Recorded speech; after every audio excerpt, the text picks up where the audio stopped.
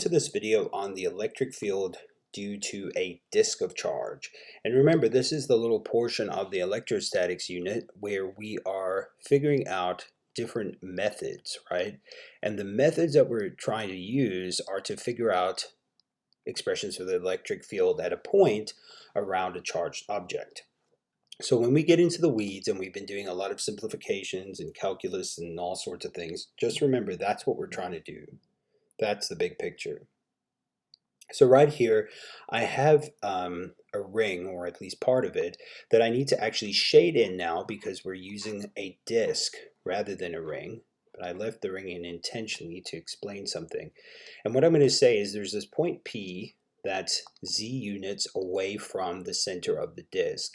And I want to know what is the electric field at that point due to the disk. Now, stepping aside here for a second, we want to remember that we're no longer dealing with a single line of charge, but now an area of charge. And so the total charge in this object is going to be described with the surface charge density, right, times the area, instead of lambda times length giving us charge. So just kind of keep that in mind. Now, from looking back to how we did our setup, okay, so this is our strategy almost. When we started out with a point charge, right? And a point charge, we could figure out the value of the electric field from the point charge. It was pretty easy. We used 1 over 4 pi epsilon naught times q over r squared, and that would allow us to find the point charge. Well, we used that when we had the ring, because we said it's just a bunch of point charges spread out all or connected all together. And what we're going to do is we're going to add those up, right? So we're going to add up all the little pieces of charge, right? Each little piece of charge is on a little arc, right, of that total circle. And we're going to sum up all of those little pieces from 0 to the full arc length, which is 2 pi big R. Now that brings me to our point here, or a point, when we need to decide that this disk is the same big R as the ring was. Okay, so just keep that in mind. Now the whole point of doing this, adding up all the little pieces right of a point charge, was to get a ring. And at that point, we had an equation for the ring of charge, and it was something like Z times Q over 4 pi epsilon naught times Z squared plus big R squared to the 3 halves. Okay, and that gave us, that was the equation for the ring of charge. Now what we're doing is, right, we're going to do the same basic idea. So now we're trying to get to add up all of the rings, right? So instead of adding all the points to get a ring, I'm adding all the rings to get a disk. All right, so that's the strategy here. And let's do the same thing that we did here. Each little dq now is going to be instead sigma dA. And this is uniformly charged. So let's say it's like a plastic disc and you rubbed it with a pelt, and it got a positive charge, okay? And we'll talk about the integration here in a second. Now, we're adding up a bunch of rings. So to conceptualize that on the diagram here, I'll start with my first little ring, then my second ring, then the third ring, and so on and so out until the rings are r radius long, okay? So essentially what I'm doing is the rings are varying as I go out, and you can see that that's not going to be a constant r anymore, right? There's going to have to be the function that's being integrated is going to have this varying r. So we're basically saying what the radius is, little r, at any given time until we hit big R. So our integration in this case is going to go from 0 to big R. And so that means that our variable of integration needs to be dr, but it's dA here. So I'm going to go ahead and change that from dA to something that has dr in it. Well, I know it has to do with area, right? So that derivative is going to come out to be, I'll write this in here, 2 pi r dr. Okay, because that relates, if you think about it, and you can try to figure out on your own how we get from dA to 2 pi r dr. And if you get stuck, let me know and we can look at that in a different video. But I think most people can usually see it. Okay, so the thing that we're eventually going to integrate, okay, I'll go ahead and get a different color here, is this is not the final equation that I'm about to write. This is just what we're eventually going to integrate.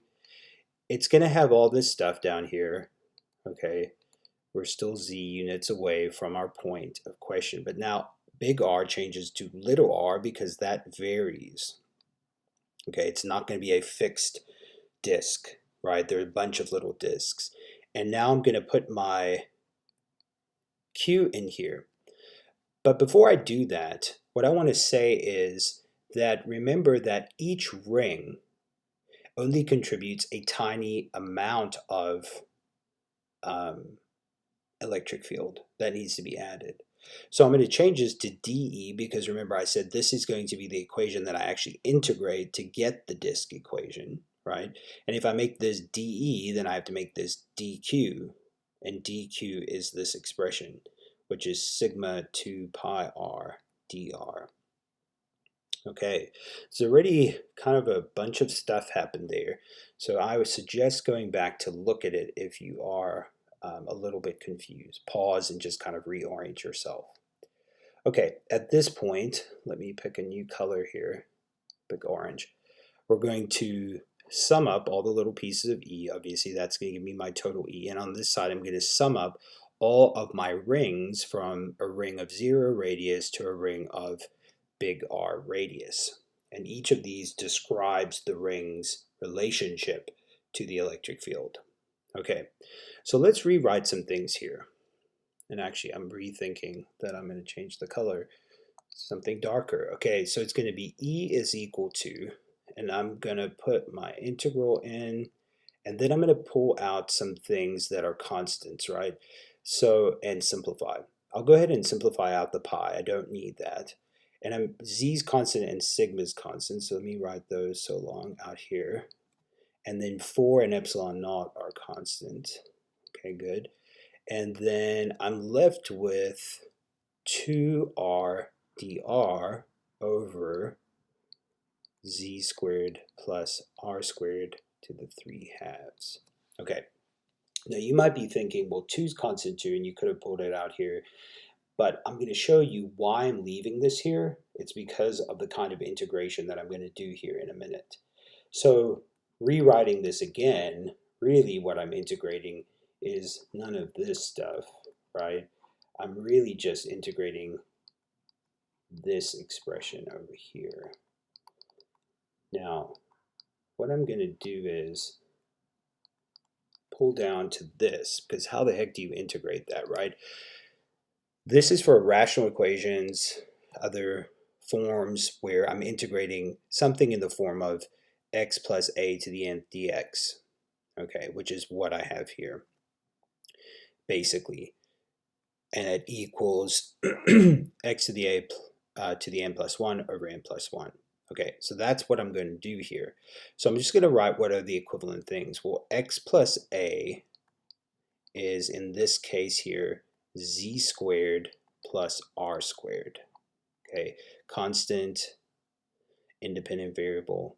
Okay, n is negative 3 halves. So I guess would have been nicer of me to write this in this form, so I'll go ahead and do that for y'all. I'm just writing this as,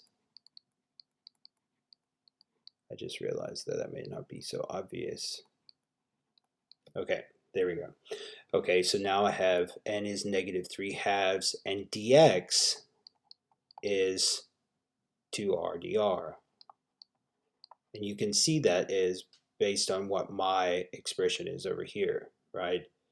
Okay, so then when I actually have done the integration, what that turns out is z times sigma over 4 epsilon naught, okay?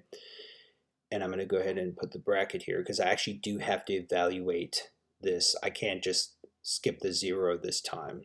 Okay, so that comes out to be, let's see, z squared plus r squared to the n plus 1, which would be negative 1/2, over n plus 1, which is negative 1/2. And that's all evaluated from 0 to r.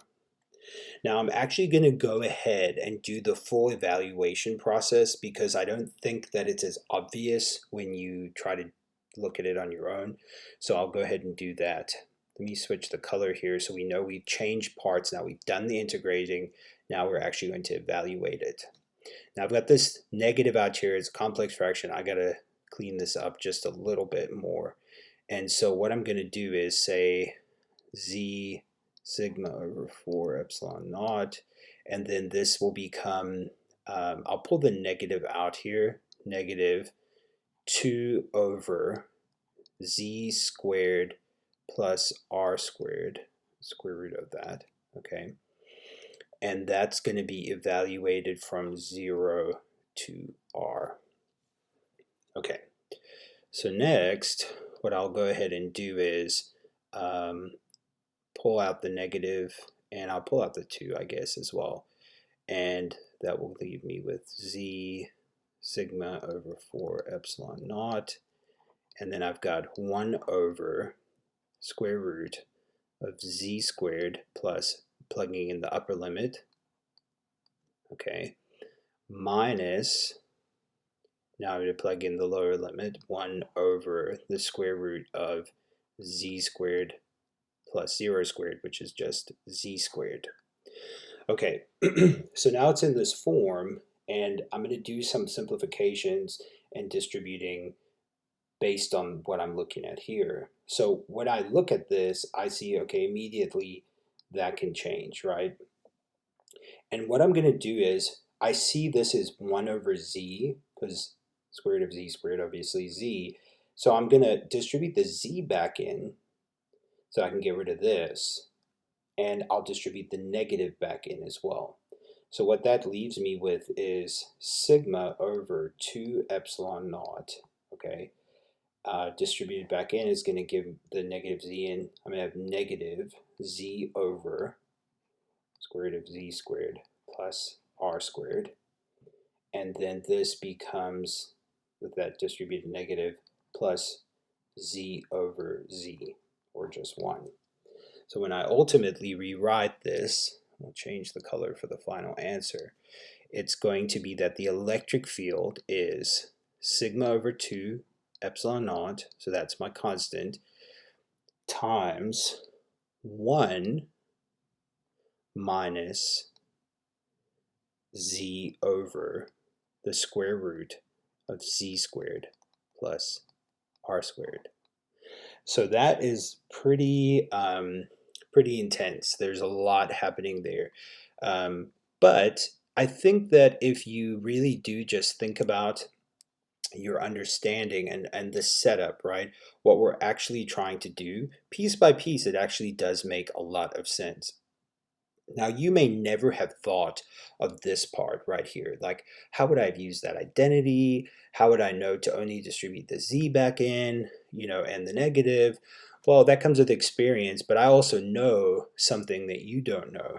And that is that if you think about as the radius of this disk that we had, right, as this radius, as r goes to infinity, okay, you think of this going to infinity here, right? And while keeping z finite, okay? So we keep z the same distance away, but we make r go to infinity. Let's think about what's going to happen here, right? This is basically going to become 1. And, or I'm sorry, 0, okay? So as r goes to infinity, this basically becomes 0. So then I just have E is equal to sigma over 2 epsilon naught. Now that just is the electric field So these are both important ones. This is for the disk, and this is for when we have made R huge. So this is basically an infinite, effectively an infinite sheet of charge. So when R is a whole lot bigger than Z, right, that's effectively you're hovering at a point over a really large sheet of charge, and it comes out to be this expression, which is pretty helpful. And that's how I knew to do the factoring that I needed. So that's a lot, guys. I understand that's a lot, but there's a lot to learn, and it's actually really cool. So I go ahead and take a look at that again if you need the help. And when we come back in subsequent videos, we'll look at ways to use Gauss's law to make all of this nonsense a lot simpler.